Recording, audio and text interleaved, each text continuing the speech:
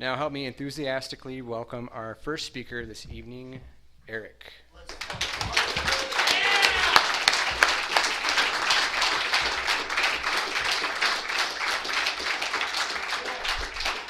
Hello, my name is Erik. I'm an alcoholic. So my sobriety date is May 7th of this year. On May 6th of this year, two of my friends had an intervention and came over to my place to get me to stop drinking, and I held a knife to my throat. That's what happened.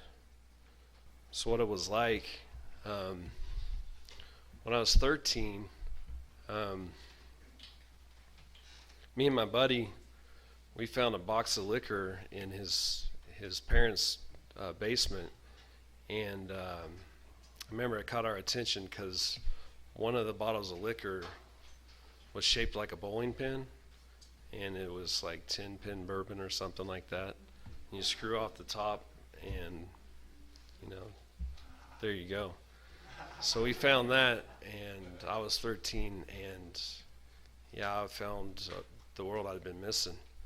So with me, I was so small growing up. I mean, I was just a little bitty kid, and so I had to try really hard at everything I did. My fundamentals had to be spot on, just so I can play with the big boys, and usually they were, but I just had to try really hard. So I always felt like something was missing. My self-worth has never been there. Like, I don't get value from inside.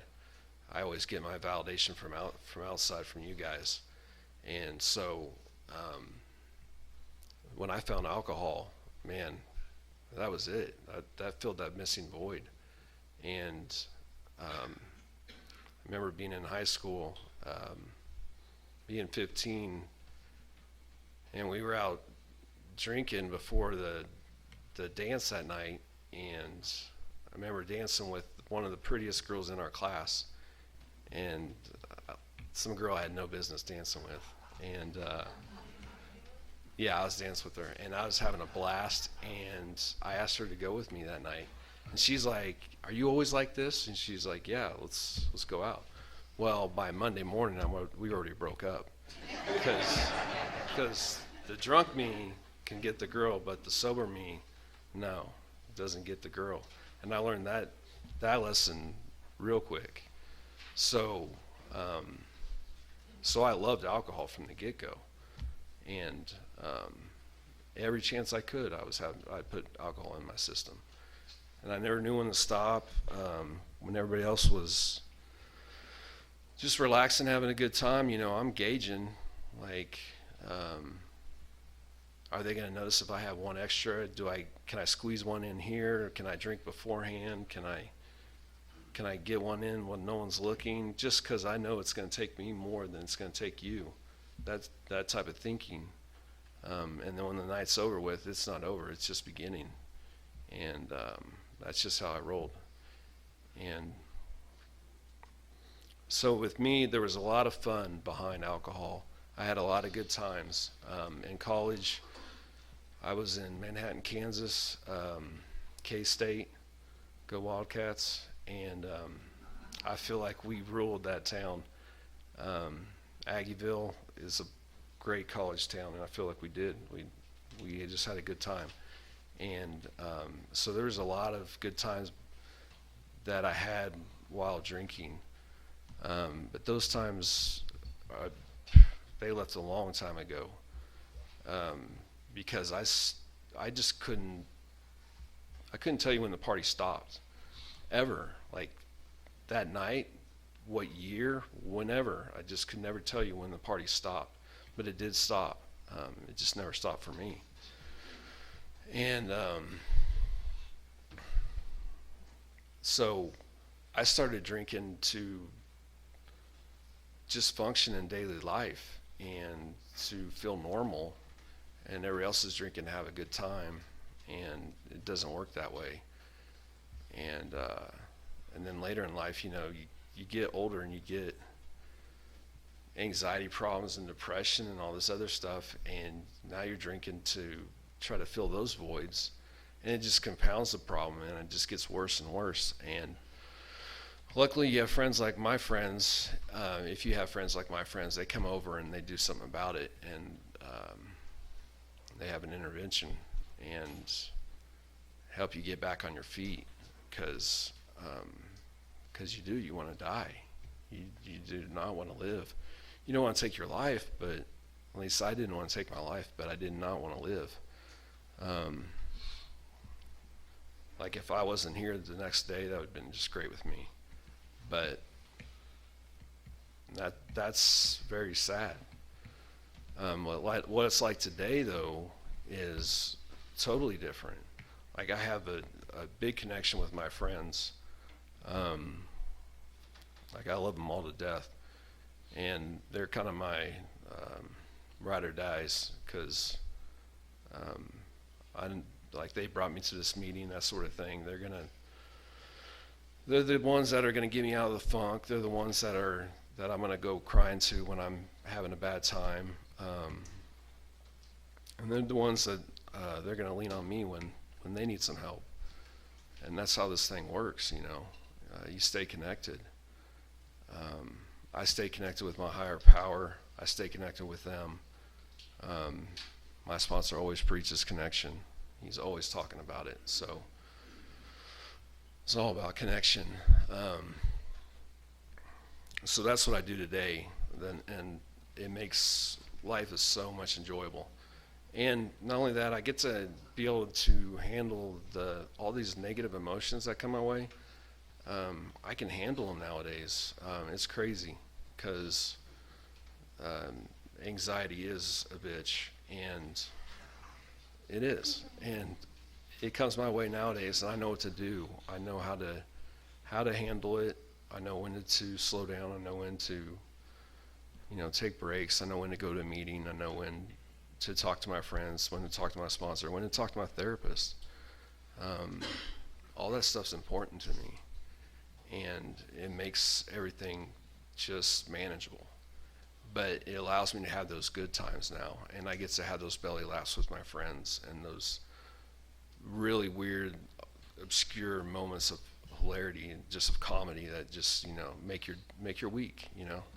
Those moments are what I live for. So I think I just blazed right through all that. So I think I'm done.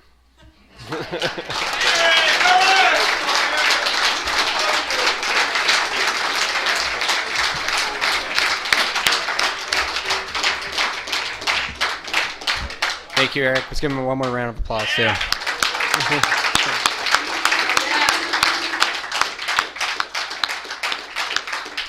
All right, let's welcome our next speaker, Erik. Sorry. Tyler, I'm sorry. It's been a while since I've done this, guys. Come on. It's all good. It's all good. You do better than me. Yeah, I'm kidding. Well, that's one of the things I like most about AA is hearing everybody's story and just seeing how much you have in common with them. So thanks for sharing. My name is Tyler, not Erik. And I am an alcoholic, which is why I'm here. I've got a little bit more time of sobriety. My sobriety date is January 30th of this year. So unfortunately, we didn't have any 8-month chips. Otherwise, I would have gotten my 8-month chip tonight, but it's okay. I already have one, thank you. Another crazy thing about being 8 months sober is being up here. I mean, just like everybody that comes up here, I am nervous as hell. But the great thing about it is 8 months ago, if you'd asked me to come up here and do this, no way. You'd catch me dead before I'd come up here and speak in front of anybody, especially about a topic like this. And if I somehow agreed to it, I'd be out there in the car before this meeting, chugging 5 or 6 tall boys out there just to have the nerve to stand up here. So, that's a miracle. And actually, not even a miracle, that's AA. So, you newcomers that are here, 8 months, a lot can change in 8 months. The program does work. So, keep coming back. I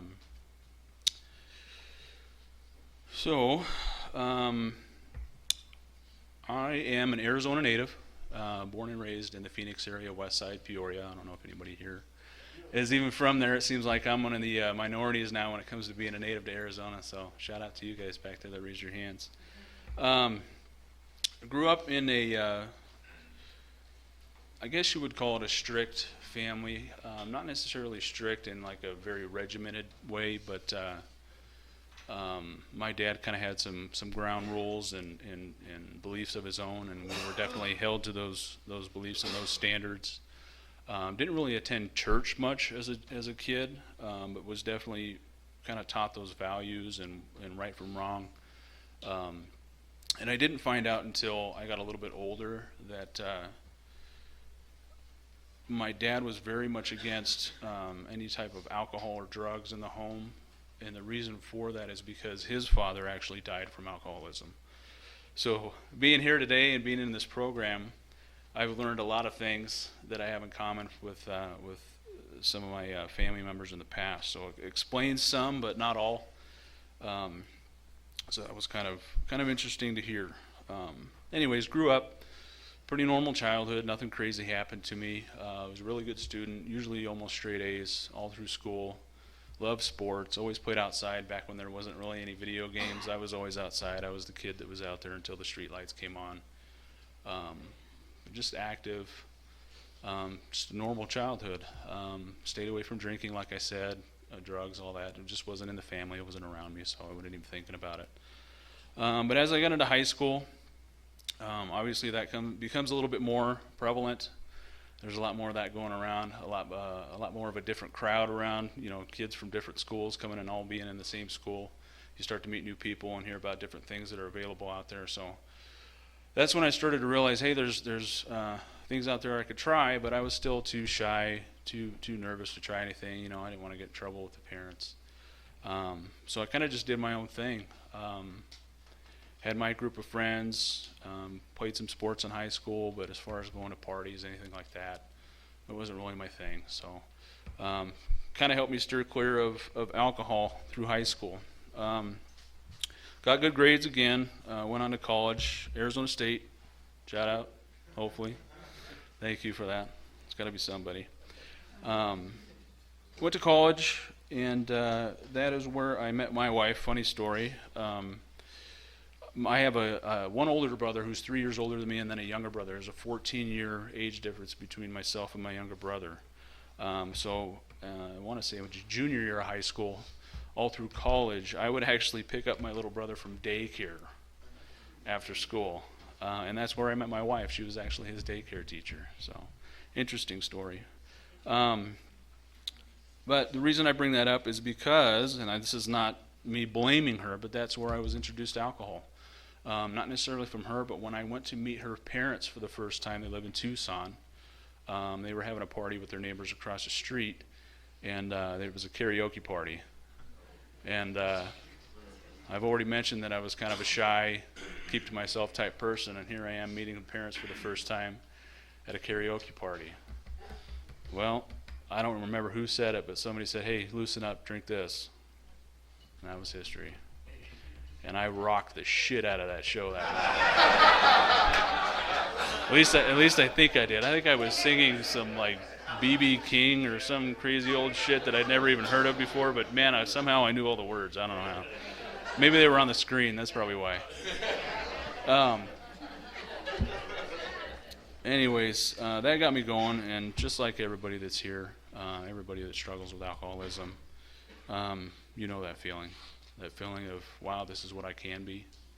This is what I'm capable of. I can be myself now, as if that's myself. But I was able to keep it under control. I would just drink whenever I was with family, with my wife, girlfriend at the time, and it was just on occasion. And I think that once I was done with college and got into a management career at a restaurant that I had been working at for probably 10 years at that point, I started to kind of get that stressful vibe, I guess. Being in charge of people and having expectations, you start to develop that stress that we all do. And I think that one day I just decided, hey, maybe I should just take a shot of something before I go into work. And damn, I felt good for the first half of that shift. So needless to say, that became a regular thing. But it was before work. And then it wasn't long, it was probably within a year or two that being a manager and being there, before shift, before we opened, I've got a full bar right over there. I can go back there and drink whatever I want. There's nobody out here. There's a couple people in the back prepping food, but there's nobody out here. It's just me. So that turned into occasional shots of liquor while I was working. Then the notorious theft issue with many alcoholics. I started stealing bottles of liquor from the restaurant. Steal them, put them in my car. Eventually I started to sneak out the back, no, not sneak out the back door, just walk out the back door. I had a key. Just walk out there and take a shot a few times during the shift, kind of keep that cool. Everything's good, vibe going throughout the day. But that's obviously where, alcoholic habits really kicked off. So did that for a couple of years, and everything was fine, didn't get in any trouble, nobody ever found out what I was doing. So I thought I had it figured out. Ended up getting another job after 15 years with that restaurant at the corporate level of another restaurant chain. So I felt like I was moving on up, and this alcohol thing was really helping me out in my career. So took that corporate gig and worked that for a few years. Worked out of a corporate office in Chandler. And part of that corporate office had a test kitchen in the back, so we had our own walk-in cooler and freezer that we could test out recipes. We also had a liquor cage for mixing drinks and coming up with new drink recipes for our menu. Many of those bottles have been back in that cage for a long time. Some of them even had the liquor, what am I trying to say, the flies, liquor flies, sugar flies, whatever you want to call them, in the bottoms of the bottles, but I didn't care. Eventually I started sneaking into that room probably 20, 30 times a day taking a shot. Well, maybe not that much. I think it'd be dead if I had 20 or 30 shots, but I was going back there a lot. And getting close to my last day at that job, I remember going into that closet and thinking, holy shit, this thing was pretty damn full before I got here. And there is not a lot left. And that's one of those times where you kind of scare the hell out of yourself. Like, holy shit, what am I doing here? Anyways, the theft thing kept going as well. I'd had so much alcohol in my system and so on such a regular basis that I felt above the law. I felt invincible. I went into a sporting goods store one time after work, and walking down some of the aisles, I look over and there's an aisle full of pocket knives, and I thought, that's a pretty cool pocket knife, but I'm not going to spend $80 on a pocket knife. Why don't I just take it? And me being the kid I was, that's not something I would ever think about. But in my alcoholic mind, totally different person. I thought, I could get away with this. You know how many times I did that? Probably 5 or 6 times I went into that store, same store. I didn't even bother trying to go to a different store. I just went to the same store, like, they don't care, they're not paying attention. Finally looked up, saw some cameras. All right, well, I won't do it in front of the camera. I'll go over here where I don't think the camera can see me.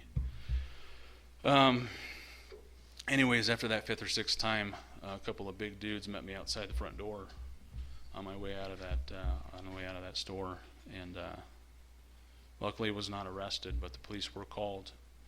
Got in trouble for that one, got to pay some fines. Luckily it didn't go on my record. Obviously felt like shit afterwards. Never going to do that again. I got to stop drinking. This is not me. But again, like most alcoholics, the first time is usually not the last time. So stopped stealing for a while. Kept drinking though. About 3 years after I started with that company, we were opening another restaurant. Well, we were opening restaurants, and we were opening probably the 8th one that we had opened since I had started there. And I was in charge of kind of overseeing all opening operations, all the training of the staff, making sure they're following corporate standards with their training and how they're performing and whatnot, answering questions, you name it. And we were on one of our soft opening nights, if I remember right. And a guest had left a wallet at a table, and one of the servers had found it and brought it to me, and I put it in my pocket. I thought, I'll just give it to one of the managers, or I'll take it in the office later, put it in the safe, we'll be good to go. Somewhere between me being handed that wallet and putting it in the safe, I decided it'd be a great idea to see what was in that wallet. And I took $400 out of that wallet and then gave it to the manager. $400 that I didn't need. I just thought, maybe I can go buy my knives this time instead of stealing them. Anyways, I denied that I had done that for several days. Cameras all over that restaurant, by the way. We had access to those. Is that my chime? Oh, I thought that was, 2 minutes. Oh, jeez. I denied it. There was cameras all over that restaurant. I was asked about it. I still denied it. I was let go. And I deserved it, obviously. So, as you can see, alcohol is not even just making me do stupid stuff now. It's costing me major things in my life. I'm going to have to fast forward a little bit just for the sake of time. Ended up obviously getting fired from that job. Moved on to another. Worked there for a few years. And at this point, not only am I drinking all day long, I've now switched to beer only instead of liquor. Just like you all know, we got to switch it up. Maybe it's not going to be so bad. But to make matters worse, I'm drinking and driving, and I'm doing it all day, every day. I've got a tall boy of something in my drink holder while I'm driving around working, and that's all day long. By this point, my wife knows I have a problem. My kids probably know I have a problem, but they're not old enough to really know what alcoholism is at that. At that point. Long story short, my wife and I are fighting about it for several years. You got to do something. You got to change something. I'll stop and start for a while, or at least she thinks I'm stopping and starting. I'm drinking the whole time. I'm hiding shit everywhere. I'm hiding beer outside the house, on the side of the house, in a bag with a towel over it. I've got it in the garage and all kinds of different spots. I know nobody will look for it. All the crazy shit that all of us do. And somehow I think I'm going to get away with it, just like I did the last few times. But it all summed up to January 30th of this year. January 29th of this year.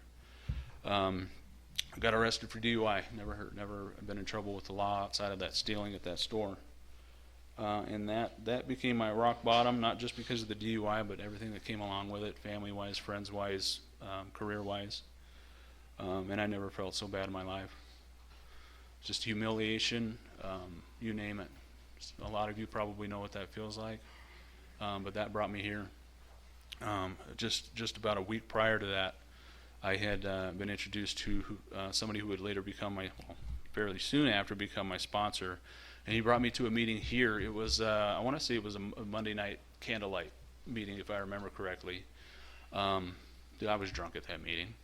He didn't know. I was drunk. I think I went to probably 2 or 3 meetings, still drinking. And then it was shortly after that the DUI happened. So I haven't had a drink since then. And I'm grateful I haven't gotten through all the hard times as far as the financial stuff and the legal stuff related to that. But I owe it all to my sponsor and to this program. I could say all the cliche statements that you guys have heard at different meetings. They all have meaning, and whether you get it or not when you first hear it, you'll get it at some point. You just got to keep coming back. It'll make sense to you at some point. One thing I do want to say before I close is one thing out of the big book that I'm kind of pissed off about is they say that alcoholism is an obsession of the mind and an allergy of the body. And after drinking liquor and beer for so many years, I was really hoping that this beer belly was just an allergic reaction, and that is not the case. 8 months later, and I could swear it's getting bigger. So anyways, don't fool yourself on that front, but I'm a testament, just like everyone else here, especially those sharing, that this program does work in different ways for different people. The biggest thing is just to keep coming back, be a part of it, share your own story, and don't drink. Thanks.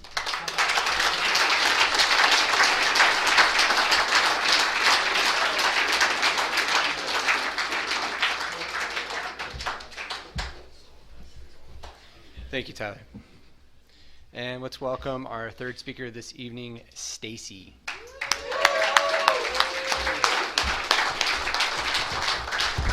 There's a lot of people here. I'm Stacey, and I am an alcoholic.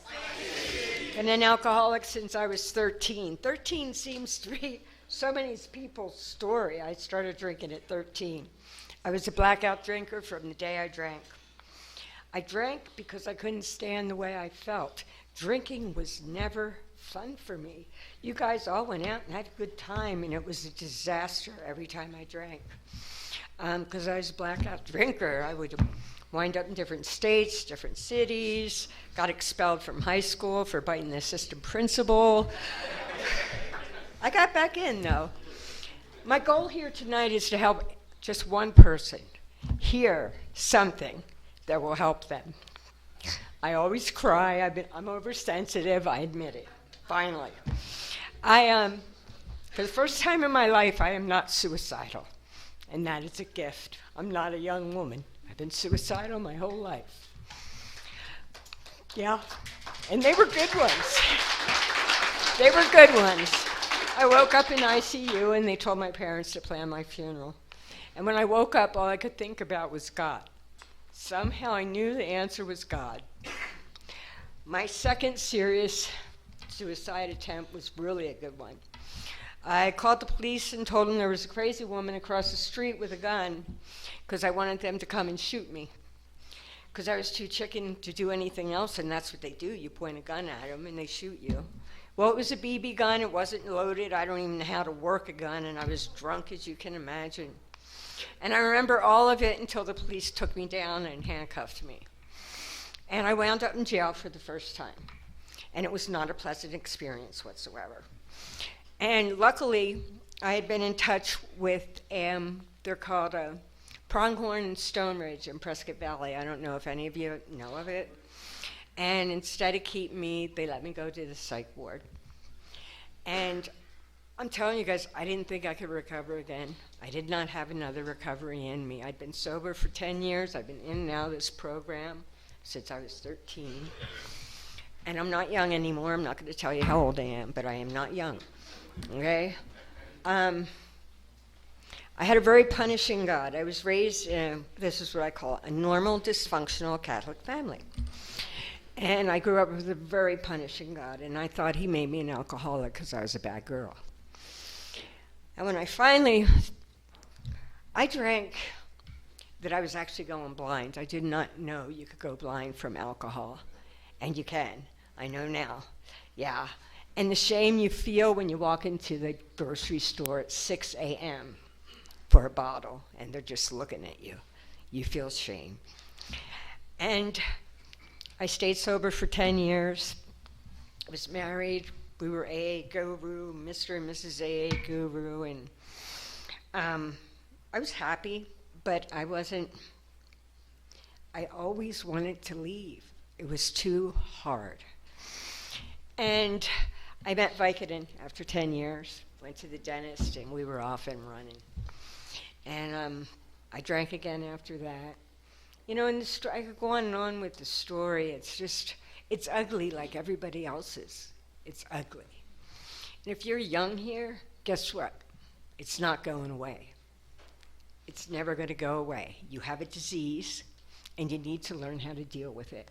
And the only way to deal with it is to surrender, live an AA life. AA is my life. You are my family, my friends. I always have someone to go to if I have a problem.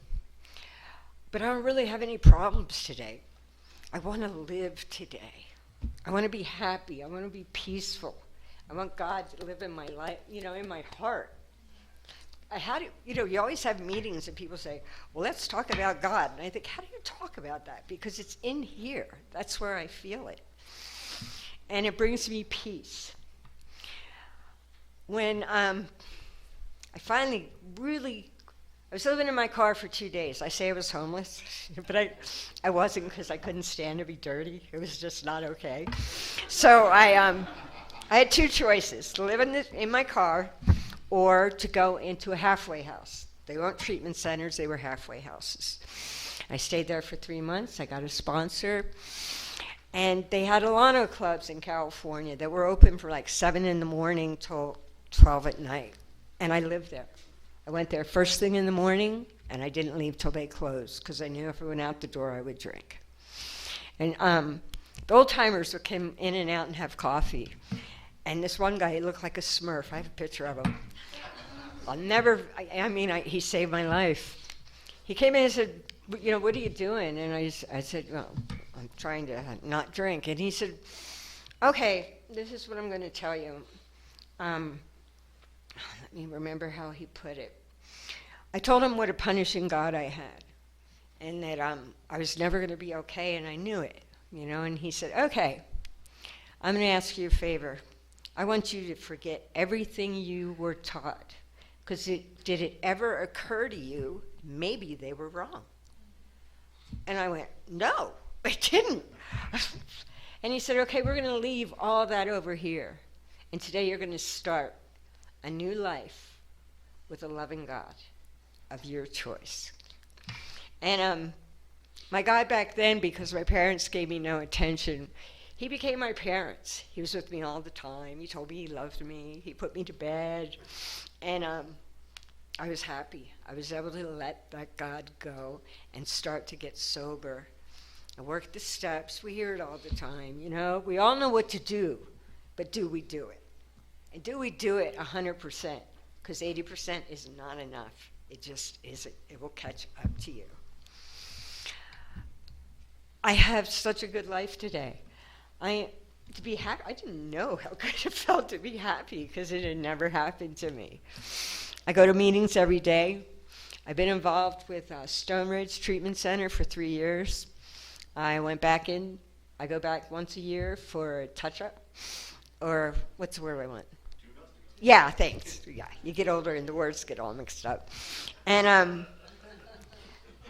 I have 2 years sobriety in August. Yeah! You betcha, baby. And I really didn't think I had another recovery. I went to afterwards group before this wonderful virus hit us, and I went 4 nights a week, and I cried every day. I cried for a year, sometimes with my head on the table just sobbing, and nobody ever said a word. They just let me cry it out. And then when my head started to clear, I was able to get serious about working this program, because if I didn't, I was going to die. Well, no, I wasn't going to die.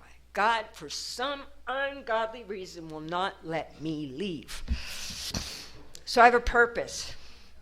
And my purpose today is to help who I can. That's what this is all about. Nothing feels as good as helping someone get through a crisis or move ahead in their program. I sponsor 2 people I haven't heard from for 2 months, but we're not going to talk about that. Yeah. Not going to talk about that one. But that's how it is, and I don't take it personal because I was the same way. And we have a disease. And we forget that sometimes. We just think we're crazy. We have a disease and we have a solution. And they've only come up with one solution. And we're living it right here, right now. I am so proud of myself. I haven't cried. I've teared up, but I've been okay. How much more time do I have? No, Mike, no. I know. And so each year, my mind gets clearer. It takes time. We did a lot of damage.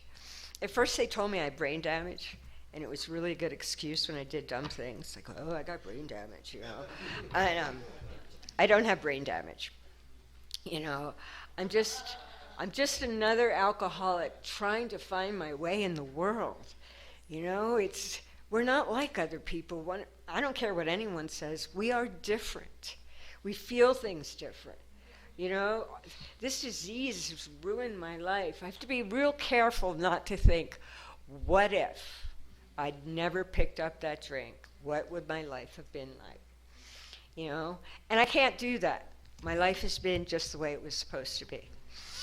And everything I've learned, I get to share with other people. And I'd go out of my way to help any alcoholic. But if you're here, you need to stay here. Do not think I have one more in me, because you may not. you know, and it's not a bad life. It really, look how many friends you have. I didn't have this many friends when I was drinking, that's for damn sure. Yeah, I didn't have any friends. You know? I became an isolated drinker. I hid it from people. I thought I didn't. You know, after a while, I got involved in other things, and that would help me hide my drunkenness. And there came a day when there wasn't enough of that substance that could keep me sober. I was a hairstylist because hairstylists, you could drink and drug it while you work. It seemed perfect. And one day, when I finally went back to treatment, it was 9 o'clock in the morning, I'll never forget it. And I was too drunk to walk down the steps. And I called my son, and I asked him to come over. And I said, I can't go down the steps. You think I should go to work? And he said, no, Mom, no. And he took me into treatment. And this is how crazy I was. I was married to a firefighter who never drank or did anything wrong in his life. He had no idea I was drinking and using. So I sent him a text from treatment. By the way, honey, I'm in so-and-so hospital. I'm an alcoholic and an addict, and we have a little problem. You know? And he was just dumbfounded. And he never understood, and Normie never will. They will never understand the emotions we have, the feelings, the hardships, the pain. They won't. Never. You cannot explain our disease to normal people. So I don't try, you know. And I can't tell you how grateful I am every day when I wake up. You know, okay, maybe not. You know, maybe there's some bad days. But when I have a bad day, the one thing I know for sure is tomorrow will be better. It always is. I hope somebody got something out of this. Thank you.